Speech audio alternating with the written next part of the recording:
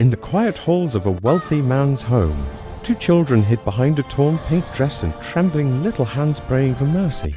That never came. But when their father returned unexpectedly, the truth he discovered shattered every illusion he believed about the woman he trusted. This is the story of a family broken by lies, and a father who wakes up to late. Asterisk hello everyone. Welcome to our story. Please don't forget to like and share and tell us in the comments where you are reading from. Marcus Johnson sat alone in his cold, polished office high above the city 40 stories up, surrounded by glass walls, gold accents, and the quiet hum of wealth. The top floor of City Tower belonged to him alone. Every inch of the room reflected power. The heavy mahogany desk, the sleek black chair that never held him for long, the gold pen glinting beside untouched piles of documents. Even the expensive watch around his wrist sparkled under the artificial lights, a symbol of everything he had earned and everything he had lost, because inside Marcus there was nothing. No warmth, no laughter, no family left to go home to. There was a time when life felt full, when Sarah, his first wife, lit up every corner of the house with a bright smile and soft voice, when little Mary, with her beautiful black hair bouncing as she ran around the yard, filled their home with giggles, and when baby James was born, Marcus thought their happiness would double. But fate had other plans. Sarah died just hours after giving birth to James. The doctors said complications, infection, nothing they could do. Marcus remembered the moment. He held her cold hand for the last time. The memory had never left him. It lived behind his eyes like a shadow that refused to fade. For 8 months after her death, he ran from the pain. He buried himself under work, offices, meetings, and endless business trips. He couldn't walk into the nursery without breaking down. He couldn't look at Mary without seeing Sarah's face smiling back. And he couldn't bring himself to pick up baby James, not even once. So he left. Not physically, but emotionally. He left two children trapped inside a house full of memories while he tried to outrun grief.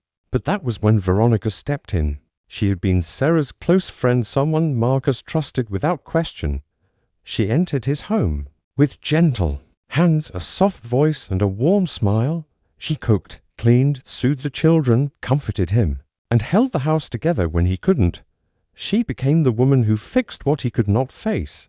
Marcus thought she was a blessing, a gift, a miracle delivered at the worst time of his life. She held baby James like he was her own child. She brushed little Mary's hair and kissed her forehead. She made the house feel alive again, or so Marcus believed, and so, slowly, one day at a time, Marcus let her in. Now months had passed, and Marcus barely recognized the man he had become. An absent father, a ghost walking through the ruins of his own family. That day, after returning from a month-long business trip, Marcus closed the last file on his desk and stared at his reflection in the tall mirror on the wall. He looked older. His eyes were dull, hollow, his shoulders heavy with guilt. Something in him cracked. For the first time in months, he wanted to go home early, unannounced. Maybe surprise Mary with a small gift. Maybe finally pick up baby James. Maybe fix what he had broken. The thought warmed his chest just a little. Without waiting for his assistant, he grabbed his coat and walked out of the office. His luxurious car glided through the city streets, passing buildings he barely noticed. His home, once filled with laughter, chaos, and warmth, now felt like a giant museum he visited only when necessary. But today felt different. He wanted to see his children. When the iron gates opened and he stepped inside the grand hallway, the silence hit him first. Heavy, unnatural. The golden chandelier cast soft light across the marble floor, but the house felt empty. He set down his suitcase and removed his coat, listening, waiting. Then he heard it, a faint cry. High-pitched, weak. Baby James. Marcus froze. He hadn't heard James cry in months. Not like this. Not with that broken, desperate tone. Then another. Voice soft, shaking, barely a whisper. Please, please don't hurt me and my brother any more, Mary. Marcus went rigid. His heart slammed against his ribs as a cold wave washed over him. That was his daughter's voice, begging. Terrified, he moved quietly down the hallway, his footsteps slow, deliberate. Every instinct in his body screamed at him to run, but something inside whispered, "Look first.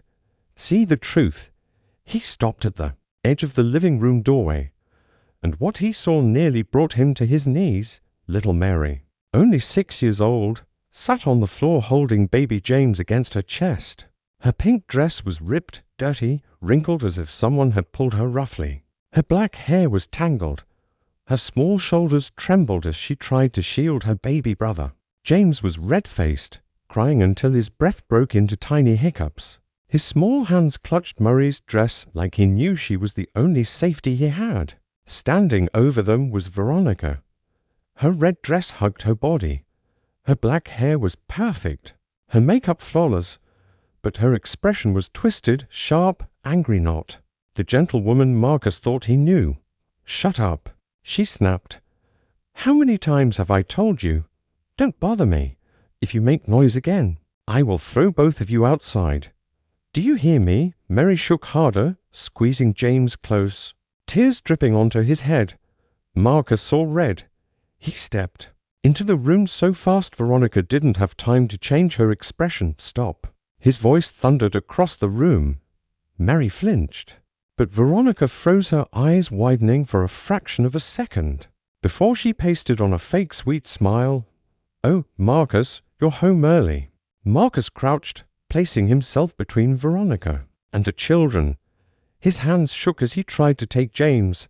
"Mary, come here, sweetheart. Daddy's here." Mary didn't move. Fear glued her to the floor. Marcus reached for James, finally holding his son for the first time. But instead of joy, he felt horror. James was too light, too thin, and on his little arms were red marks, finger marks. Someone had grabbed him hard. "Veronica," Marcus said slowly, "what are these marks?" For a moment, just a moment, a smile cracked. Then it returned, bright and sugary. "Oh, darling, babies move around so much. I have to hold him firmly so he doesn't fall. You know how it is." Marcus didn't know, but he knew what abuse looked like, and suddenly he realized the truth. He didn't know this woman at all. He didn't know what his children had been living through. He didn't know what kind of monster he had let into their home. Everything he believed was falling apart, and this was only the beginning. Marcus held James tightly against his chest, feeling the tiny boy's trembling breaths. The child's head rested under his chin, small fists gripping Marcus's shirt as if he were clinging to the last safe thing in the world. Mary remained beside him, her wide eyes flicking between her father and Veronica with fear that no child should ever know. Veronica stood only a few feet away, her painted smile stretched across her face like a mask beginning to crack. But she wasn't stupid. She knew how to hide the monster inside. She softened her shoulders, lowered her voice, and tried to glide forward with grace. "Marcus, sweetheart," she said, her tone dripping honey, "you must be exhausted. You're imagining things. The children were just being naughty and enough." Marcus's voice cut through the room like a knife. His tone wasn't loud, but it carried weight, so much weight that Veronique's smile twitched. Mrs. Deborah appeared quietly in the doorway, her apron tied tightly around her waist. She had served this family since before Mary was born, yet she stood now with her hands wringing together. Her eyes darted from Marcus to Veronica, the fear in them unmistakable. "Mr. Johnson," she said softly, "I didn't know you'd be home so soon." Her voice trembled not because she feared Marcus, but because she feared what would follow.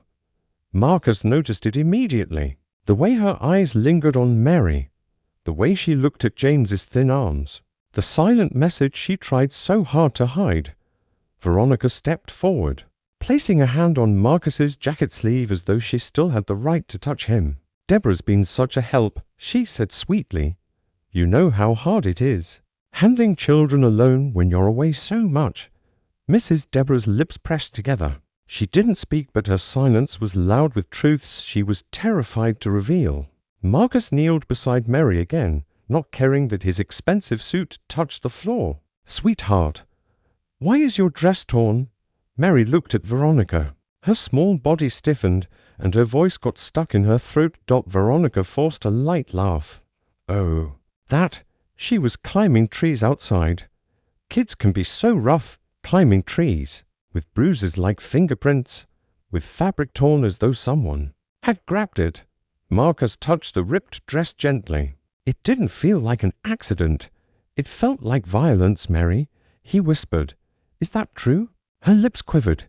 Tears welled in her eyes. She tried to speak. She wanted to speak. But terror sealed her voice inside her. Her eyes flicked to Veronica again. That was the moment Marcus's heart broke. He could see the truth now, not through words, but through silence. A silence forced by fear. He pulled Mary close, wrapping one arm around her and the other around James. Both children clung to him like their lives depended on it. And maybe they did. He stood, shielding them with his body. As he turned away, he saw something he had been blind to for too long. Veronice's expression shifting the moment. She thought no one was looking. The sweet smile dropped. Her eyes turned cold, sharp, filled with rage. A different woman stood there now. One he had never seen, but one his children had known too well. Later, when Marcus brought the children upstairs and returned to speak to Mrs. Deborah alone, the truth finally spilled out. Quiet, reluctant, afraid. "Mr. Johnson," she said, voice cracking, "I should have told you sooner.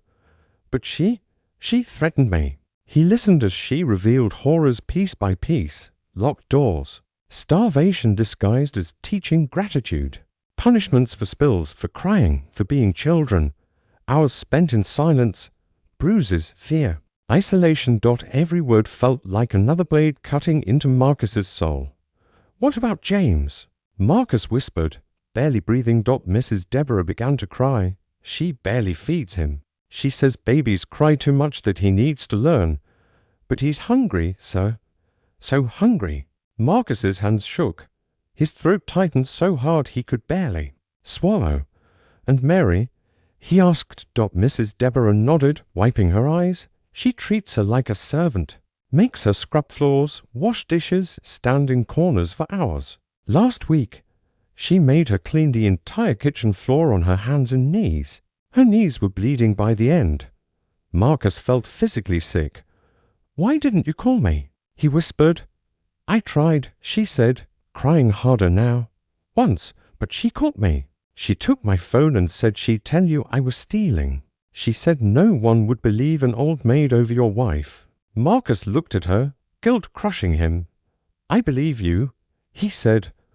"I should have been here. I should have known." "You couldn't have known, sir," she whispered. "She made sure no one could tell you." Then she reached into her pocket. "There's something else." She handed him her phone. Pictures of bruises. Pictures of locked doors. Pictures of Mary kneeling on a cold floor with a tiny rag, her knees red with injury. Pictures of James' thin arms marked with red fingerprints. Marcus stared at them. Every image stole another breath. This wasn't neglect. This was abuse. Systematic, cruel, intentional. His children, the children he had abandoned while drowning in grief, had been living in a nightmare, and he had never seen it. "Mrs. Deborah," he said hoarsely, "you were brave. You may have saved their lives." She cried harder. "I'm so sorry, Mr. Johnson. I just didn't know what to do." "We're going to fix this," he said firmly. "I'm calling my lawyer tomorrow morning.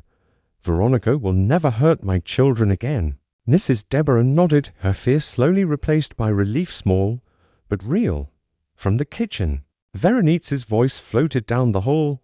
"Marcus, darling, I made tea. Why don't you come relax?" Her tone was cheerful, too cheerful. But Marcus wasn't fooled anymore. He had seen the truth. He turned to Mrs. Deborah. "Tonight, keep Mary and James with you. Don't let them out of your sight." "I will, Mr. Johnson," she promised. "I'll protect them." Marcus took a deep breath, steadying himself. He wasn't the broken man who hid from pain anymore. He was a father A father who finally woke up, and he was ready to fight. The night hung heavy with an unsettling stillness, the kind that made even seasoned men feel watched. For a moment, it seemed as if time itself refused to move. Every shadow appeared sharper, every gust of wind louder, as though the world was holding its breath, waiting, anticipating. And in that charged silence, Malik knew one thing for certain: whatever was coming next was no accident. It was planned, it was deliberate, and it was going to test him in ways nothing else ever had. The worn-out alleyway behind the old warehouse smelled of rust, mold, and rain-soaked concrete. Malik leaned against the damp brick wall, carefully peering around the corner with the same caution a man uses when he knows danger has already made up its mind. His breathing was controlled, but his heartbeat throbbed with a stubborn insistence. Hours earlier, this place had been quiet, predictable. Now it felt alive, like something had woken up beneath the surface. Just then, a faint metallic sound echoed across the distance. Not loud, not dramatic, but unmistakably intentional. Malik's eyes narrowed. Someone was out there. But who? A rival? A spy? Or someone he once trusted? He clutched the worn notebook tighter in his hand, the same notebook everyone was suddenly desperate to get their hands on. Not because it was valuable in the usual sense. It wasn't filled with cash, diamonds, or classified documents. Instead, its worth came from what only Malik understood: the truth written inside it. A truth powerful enough to destroy reputations, expose betrayals, and reveal the real face behind the chaos that had swept through the city over the past month. A truth that several dangerous people would kill to keep buried. A truth he was now responsible for protecting. Malik moved silently along the cracked pavement, his footsteps blending into the rhythm of dripping water from a leaky gutter somewhere overhead. The air was thick with anticipation. Danger didn't always announce itself with loud footsteps or menacing threats. Sometimes it whispered, soft, calculated, subtle. That was the kind of danger Malik was dealing with tonight. He reached the rusted metal door at the back of the warehouse and pressed his ear against it. Inside, faint murmuring drifted through. Voices low, urgent, and unmistakably armed with intent. Malik recognized one of them instantly. Javed. A man who used to be his friend. A man who once shared meals, plans, and dreams with him. A man who had betrayed him and handed over Malik's name to the same people who wanted this notebook destroyed. The bitterness in Malik's chest burned hotter than anger. Trust was a currency he no longer spent freely. Once it was broken, it shattered. Completely. He exhaled slowly, forcing himself to stay level-headed. Emotion clouded judgment. And tonight, there was no room for mistakes. Malik stepped back, analyzing every inch of the warehouse exterior. He needed an entry point, one that allowed him to observe, without alerting the men inside. A broken window above the loading bay caught his eye. The glass was jagged, the frame rusted, but it was just wide enough for him to slip through. He climbed swiftly, gripping the cold metal bars and pulling himself up with practiced ease. His muscles strained, but he remained silent. Noise was an enemy here, one that could reveal him before he was ready. As he reached the window, he paused. A warm glow flickered inside, casting uneven shadows across the room. Malik steadied his breathing and tilted his head just enough to see 3 men, all armed, all focused on a table in the center of the room. And on that table, his notebook. Malik's stomach tightened. Javed stood closest to it, flipping through the pages with a mixture of irritation and frustration. "There's nothing here," he snapped. "Just words, old stories. What are we supposed to do with this?" The tall man standing behind him, broad-shouldered and cloaked in a long black coat, responded with a tone as deep as it was unsettling. "Nothing is ever just words," the man said. "If Malik wrote it, it matters. And if it matters, we find the meaning. Or we make him tell us." Malik recognized that voice as well. Remen, a name that struck fear into anyone who heard it. A man known for ruthlessness, efficiency, and a complete absence of remorse. If Remen was involved, the situation was far more serious than Malik had anticipated. He forced himself to stay calm, panic was dangerous. Panic led to mistakes, and mistakes led to consequences that couldn't be undone. Jave slammed the notebook shut. He's hiding something, he muttered. He wouldn't risk everything for this if it didn't lead somewhere. Remen stepped closer to the table. Then we make him come to us? Malik's jaw tightened. This wasn't just about the notebook now. This was a trap, a carefully designed one. They had the bait. They were waiting for him, and they knew Malik well enough to expect he'd come for it. But what they didn't know was that Malik was always 2 steps ahead. He shifted his position on the window ledge, studying the room's layout. One exit behind Javed, another on the far left, 2 crates stacked near the wall, a hanging chain, a loose electrical wire, a fire extinguisher in the corner. Small details, but every detail mattered. Every object offered an advantage or a threat. Malik closed his eyes for a moment, visualizing possibilities. 3 men dot guns on the table, one near the door, lighting. Dim dot acoustics echo heavy. Concrete floors dot every factor mattered, because Malik wasn't here to surrender. He was here to take back what was his and finish what he started. Just then, a sudden vibration buzzed in Malik's pocket. A message. He froze. Who would text him now? He carefully slipped the phone out, shielding the light from escaping. The message was short, urgent, and chilling. They're not alone. Another team is coming. You have 10 minutes. Malik's pulse quickened. Another team. More men, more danger. This confirmed the worst. The situation was spiraling far beyond anything he expected, and time, his greatest ally and enemy, was running out faster than ever. He couldn't hesitate now. He couldn't retreat. He needed a plan, a bold one, a risky one that would either save him or destroy him. Malik tightened his grip on the window frame, eyes locked onto the scene below. The storm was coming, and he was about to walk straight into it. The warehouse felt colder now, as if the air itself sensed what was about to unfold.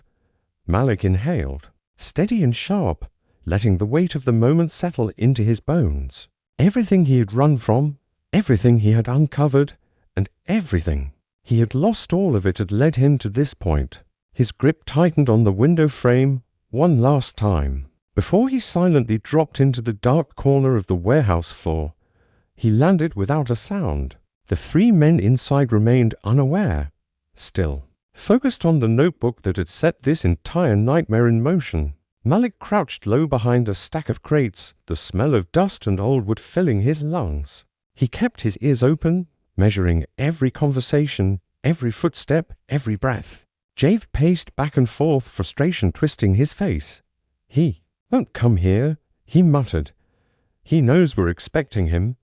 Remen shook his head slowly. He'll come. Men like him always return to what they fear losing. Malik couldn't deny the truth in that statement. The notebook wasn't just ink and paper, it was a lifeline. A map of connections, dates, transactions, names. Evidence of corruption woven so deeply into the city that exposing it would shake the ground, beneath countless powerful men. But hiding it, that could cost him everything. A sudden thud echoed outside, distant, but close enough to confirm the warning he'd received. The second team was approaching. Time was running out. Malik scanned the room again.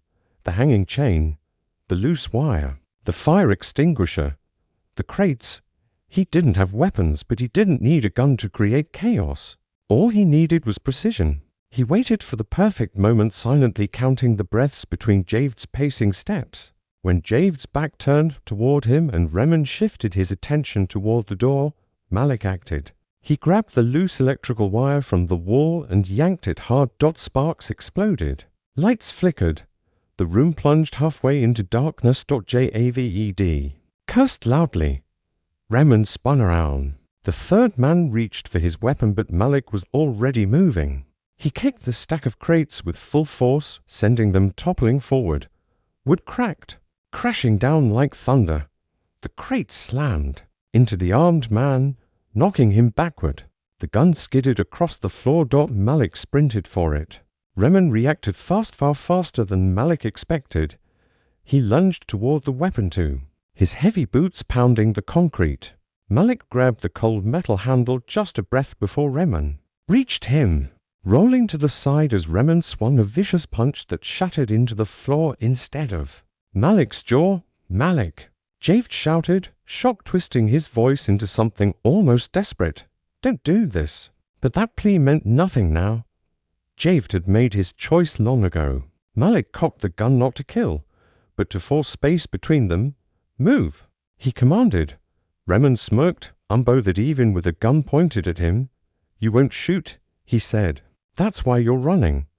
That's why we're winning." Malik didn't respond with words. Instead, he grabbed the hanging chain overhead and yanked it with one swift motion. The metal links snapped free from the ceiling and swung down directly toward Remen. They hit with a sickening weight, knocking him hard onto the ground.